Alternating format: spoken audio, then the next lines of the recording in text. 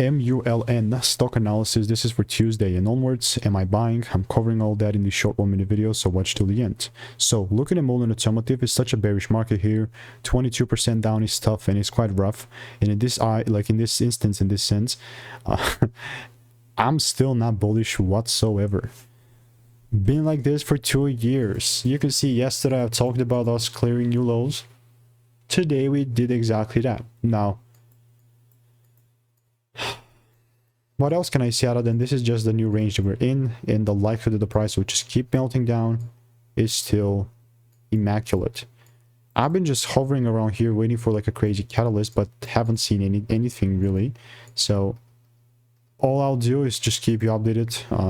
You can see like I've had so many receipts on the sell side, mainly 2023, 2024. But since then I've just kind of like let it go. And I would much rather focus on those longs, you know, those buys. But here, it just is what it is, right? I'm not just a bearish market for me. Let me know what is your 2 cents. If you want to stay tuned, want to make more money trading in a simple lean way, click the first link in the description. That's free newsletter.